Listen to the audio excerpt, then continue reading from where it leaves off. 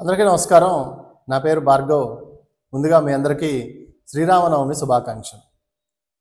మనందరికీ తెలుసు, శ్రీరామనవమి అనగానే మన చిన్ననాటి రోజులన్నీ గుర్తొస్తూ ఉంటాయి. 89, 90 దశకాల్లో అయితే మనం చూస్తే శ్రీరామనవమిని ఒక కలెక్టివ్ ఫెస్టివల్గా జరుపుకుంటారు.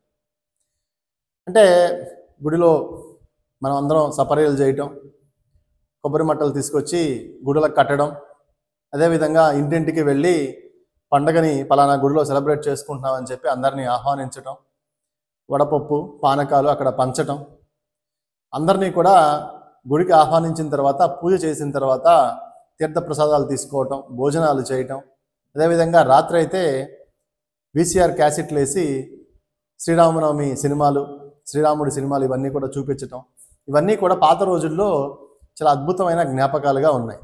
ఇప్పటికీ కూడా కొన్ని గ్రామాల్లో ఈ విధంగా జరుగుతూ ఉంది.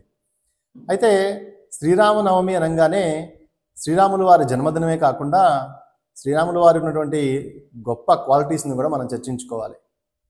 ఎందుకు అంటే చైత్రమాసంలో సాధారణంగా శ్రీరామనవమిని మనం జరుపుకుంటూ ఉంటాం. ఈ చైత్రమాసంలో శ్రీరామనవమిని ఎందుకు ఉత్సాహంగా జరుపుకోవాలి అంటే శ్రీరాములు వారు మనకి నిర్దేశించినటువంటి కొన్ని గైడ్లైన్స్ అనండి, కొన్ని విధానాలు మనకున్నాయి. అందులో శ్రీరాములు వారి మూర్తిని అంటే ఆయన్ని మనం తలుచుకున్నప్పుడు ఆయనలో ప్రధానంగా మనకు కనిపించేదంటే రామో విగ్రహాన్ ధర్మ అంటారు. అంటే రాముడు అనగానే ధర్మం గుర్తొస్తుంది అని అంటారు. రాముడు అంటే ధర్మమే, ధర్మం కోసమే తన జీవితాన్ని పూర్తిగా అంకితం చేసినటువంటి వ్యక్తి శ్రీరాములు వారు. ఎందుకంటే ధైర్య సాహసాల్లో కానీ వీరత్వంలో కానీ ఆయన ప్రదర్శించిన తీరు మనందరికీ కూడా తెలుసు. ఎప్పుడైతే పరస్త్రీ వ్యామోహంతో రావణాసురుడు తన జన్మని ఎంత గొప్ప వేదాంతైనా, ఎంత గొప్ప భక్తుడైనా కానీ పరస్త్రీ వ్యామోహంతో తన జీవితాన్ని కోల్పోయాడు. అయితే ధర్మంగా శ్రీరాములు వారు తన ధర్మాన్ని ఆచరిస్తూ తన భార్య కోసం యుద్ధం చేసి ఆవిడని తీసుకొచ్చి ధర్మాన్ని కాపాడిన తీరు కానీ ఇదంతా శ్రీరామాయణం మనం చదువుతూ ఉంటే మనకు తెలుస్తూ ఉంటుంది. అంటే ప్రధానంగా సమస్యలు వచ్చినప్పుడు కుంగిపోకుండా ధర్మం కోసం పోరాడటం దీంట్లో ప్రధానమైనటువంటి సారాంశం. ఎందుకు అంటే మన నిజ జీవితంలో కూడా శత్రువులు మనందరికీ ఉంటారు, చిన్న చిత్తగా శత్రువులు. అయితే ఉద్యోగాల్లో కానివ్వండి, లేకపోతే కుటుంబాల్లో కానివ్వండి, లేదా మరే ఏ విధమైనటువంటి శత్రువులు ఉన్నా కానీ శత్రువులు మనకి ఏదైనా సరే ఇబ్బందులు కలిగిస్తున్నా, లేదా మనల్ని అణచాలని చూస్తున్నా, లేదా మనల్ని మానసికంగా కానీ శారీరకంగా కానీ దెబ్బతీయాలని చూసినప్పుడు మనం ఒక్కసారి శ్రీరామనామాన్ని జపించాలి, అదేవిధంగా శ్రీరామాయణాన్ని చదవాలి. ఎందుకంటే శ్రీరామాయణంలో మనం శ్రీరాములు వారు చేసినటువంటి సాహస కృత్యాలే కాకుండా ఆయన పడిన మనోవేదన కూడా మనకు కనిపిస్తుంది. కాబట్టి జీవితంలో ఎన్ని కష్టాలు, ఎన్ని ఆటుపోట్లు వచ్చినా సరే దాన్ని ధైర్యంగా ఎదుర్కొనే ధైర్యాన్ని శ్రీరామాయణం లేదా శ్రీరాముల వారి నుండి మనం స్ఫూర్తిగా తీసుకొనవచ్చు. అదేవిధంగా హనుమంతుల వారిని కూడా మనం చూస్తే ఒక మిత్రుడు కష్టకాలంలో ఒక మిత్రుడు మనకి ఎలా సహాయపడతాడు అని చెప్పేదే హనుమంతుల వారు. అలాగే మన నిజ జీవితంలో కూడా ఎప్పుడైనా కష్టాలు చాలా తీవ్రంగా ఉన్నప్పుడు నిజమైన మిత్రులు మనతో ఉంటారు. వారు మనకి అన్ని రకాలుగా అండదండలు అందిస్తూ ఉంటారు. కాబట్టి కష్టాలు వచ్చినప్పుడు కుంగిపోకుండా ధర్మం కోసం మన పని మనం చేయటం, అదేవిధంగా మనకి మేలైన మిత్రుల సహాయం తీసుకోవడం, వారితో ఆ కష్టాన్ని తొలగించుకోవడం అనేది దీని యొక్క సారాంశం. అంటే ఎప్పుడు ధర్మం కోసం పోరాడటం, శత్రువు ఏ రకంగా ఇబ్బంది పెట్టాలని చూసినా చలించకుండా ఎలా నిలబడాలనేది స్ఫూర్తి మనకి రామాయణం ద్వారా, రాముల వారి ద్వారా మనకు అందుతుంది. కాబట్టి రామాయణాన్ని ఒక స్ఫూర్తి కావ్యంగా మనం తీసుకుందాం. అదేవిధంగా దైవత్వం ఎందుకు శ్రీరాముల వారికి ఆపాదించబడుతుందంటే ధర్మం కోసం నిలబడ్డారు కాబట్టి. ధర్మం కోసం ఎవరు నిలబడితే వారందరూ కూడా దైవ సమానులే అని చెప్పేదే శ్రీరాముని కావ్యం. అదేవిధంగా భారతదేశంలో చూస్తే ఈ రోజున మతాలు మనిషిని ఆధ్యాత్మికత వైపు, అదేవిధంగా మోక్షం వైపు తీసుకెళ్ళడానికి నిర్దేశించినవి. మనందరం కూడా మతాన్ని ఎలా చూస్తాము అంటే మోక్ష సిద్ధి కోసం, మనం ఈ జన్మను సార్థకత చేసుకోవడం కోసం మాత్రమే చూస్తూ ఉండాలి. కానీ వాస్తవానికి ఈ దేశంలో ఏమవుతుంది అంటే మతం తన పరిధిని రాజకీయాల్లో కూడా చొప్పించబడుతుంది. అందుకనే మనం ప్రధానంగా 2 అంశాలని మనం చర్చించాలి. ఒకటి స్పిరిచువల్ డెమోక్రసీ, రెండోది స్పిరిచువల్ సోషలిజం. ఆధ్యాత్మిక ప్రజాస్వామ్యము, ఆధ్యాత్మిక సోషలిజం, ఈ 2 పదాలని మనం చర్చిద్దాం. ఎందుకంటే ఈ 2 కూడా నేటి సమకాలీన పరిస్థితులకి ఎంతో అవసరం.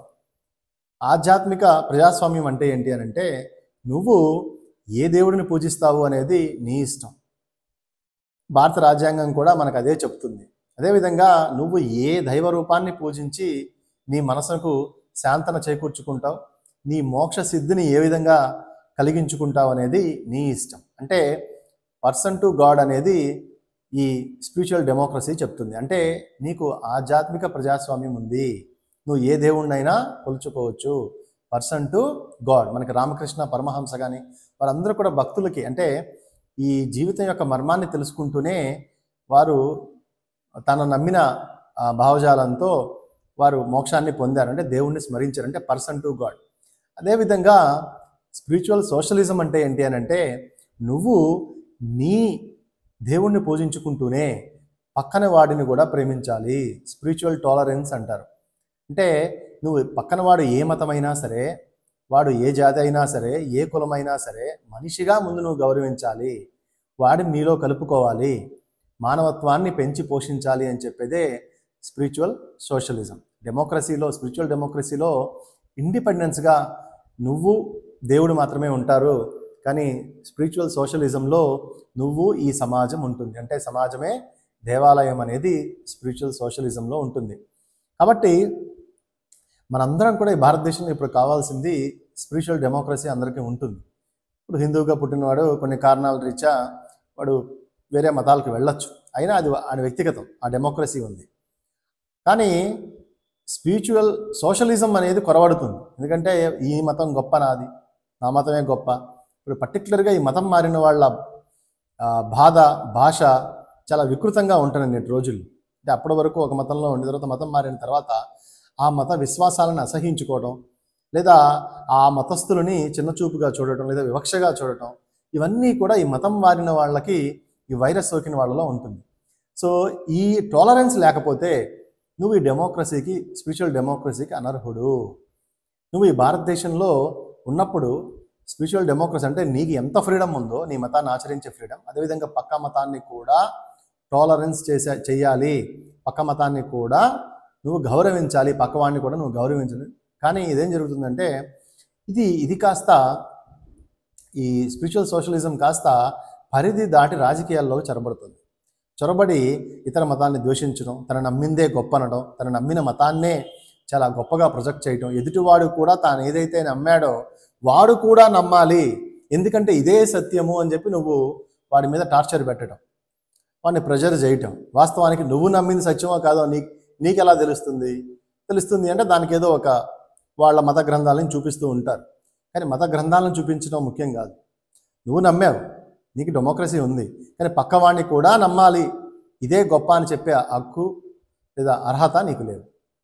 ఇది కాబట్టి స్పిరిచువల్ సోషలిజంలో కూడా పరిధులు ఉన్నాయి. అంటే అందరినీ కలుపుకెళ్ళాలి అనే భావజాలం ఉండాలి. ఖచ్చితంగా స్పిరిచువల్ టాలరెన్స్ ఉండాలి. అది హిందూ అయినా, ముస్లిం అయినా, క్రైస్తవుడైనా, ఎవరైనా సరే ఇతరుని కలుపుకుంటూ మానవత్వంతో బతకాలి. అలా కాకుండా ఈ ఎదుటి మతాన్ని దూషించటం, ఎదుటి మతం పట్ల టాలరెన్స్ లేకుండా ఉండటం, మతం మారిపోయి ఇతరులను చిన్నబుచ్చే విధంగా మాట్లాడటం, వారిని ఇటు లాక్కునే ప్రయత్నం చేయటం, ఇవన్నీ కూడా కుట్రలో భాగంగానే అభివర్ణించాల్సి ఉంటుంది. కాబట్టి ఏది ఏమైనప్పటికీ కూడా ఈ భారతదేశంలో ఒక టాలరెన్స్ ఉండాలి.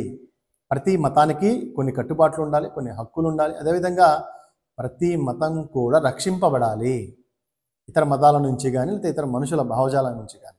ఎందుకంటే మతం మారిన వాళ్ళలో అందరూ కాదు, కొంతమంది వాళ్ళ ఎదుగుదల కోసమో, లేకపోతే వాళ్ళ సత్ప్రయోజనాల కోసమో, డబ్బు కోసమో, లేదా రాజకీయాలు ఎదగడం కోసమో, మరి ఏదైనా కానీ ఇతర మతాల నుంచి ఆకర్షించాలని ప్రయత్నం చేస్తూ ఉంటారు. ఇది తప్పు. కాబట్టి స్పిరిచువల్ సోషలిజం అనేది దానికి కూడా లిమిటేషన్స్ ఉన్నాయి అని చెప్తూ ఈ రోజున శ్రీరామనవమి ఎంతో ఉత్సాహంగా జరుపుకున్నటువంటి హిందువులకి అందరికీ కూడా మరొకసారి శుభాకాంక్షలు తెలియజేస్తూ ఈ వీడియోని ముగిస్తున్నాను.